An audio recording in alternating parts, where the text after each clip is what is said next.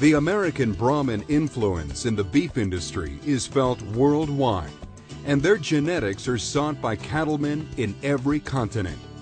The Indian cattle that were the foundation of the American Brahmin breed were first imported into the United States in the 1850s.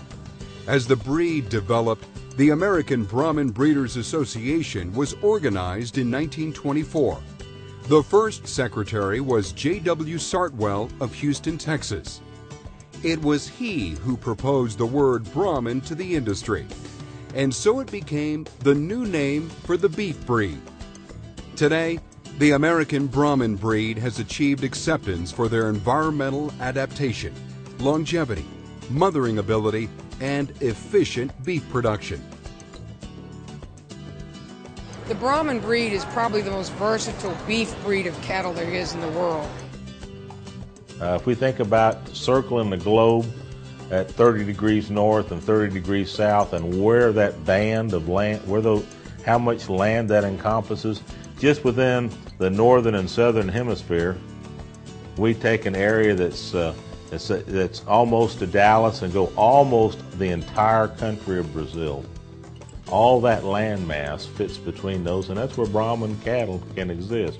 You can go across the Atlantic Ocean and you think about Africa, it takes almost the entire continent of Africa and part of Southern Europe, all of India, and probably 2/3 of Australia. That's where Brahmin cattle fit. So, not just in the United States, but around the entire world.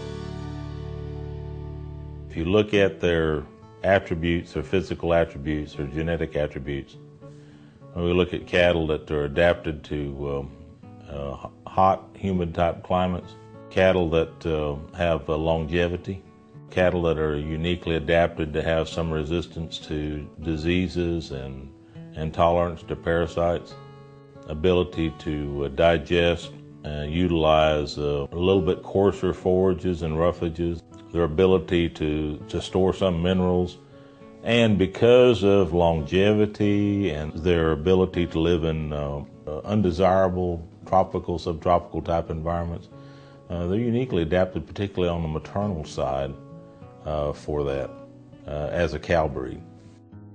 It's because of this that these cattle came to have the ability to survive and thrive where other breeds have failed. In their expansion, American Brahmin cattle have improved beef production in every country they have been introduced.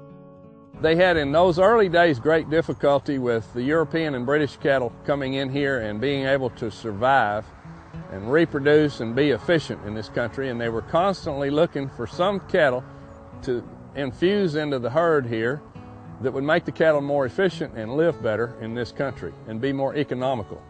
The primary purpose in life in today's cattle business is to add heterosis through crossbreeding and heat tolerance.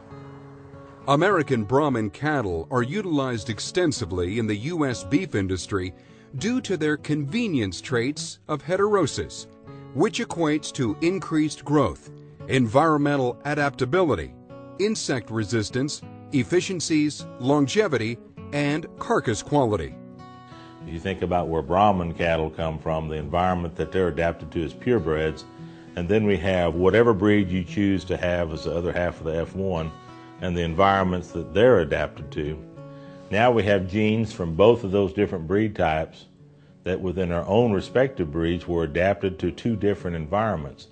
That allows that F1 individual, that hybrid, to be adapted to a wide range of environments. And I think to me that's one of the best, the most important things about thinking about crossbreeding and thinking about F1 cows is that if the breeds are chosen right to make that F1, sure we get increases in productivity and fertility and longevity and milk production, but the most important thing is we get increases in overall adaptability, and that's the foundation for all those other things. Cow that is not adapted to her environment will not give you extra milk production, will not give you extra fertility, will not give you extra growth, and won't live a day longer unless she's already adapted.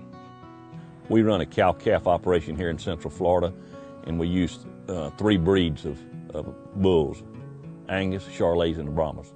We use these three breeds of bulls on crosses, with the Charolais being the terminal cross, using the Brahman influence to get the superior female replacements. The Brahman are one of the few breeds that will sweat. They're tolerant of the insects, of the heat. The cattle that they're adaptable to our subtropic climate that we have. And here in Florida we have approximately 50 some odd inches of rainfall. It can get muddy and it gets hot, and they're the best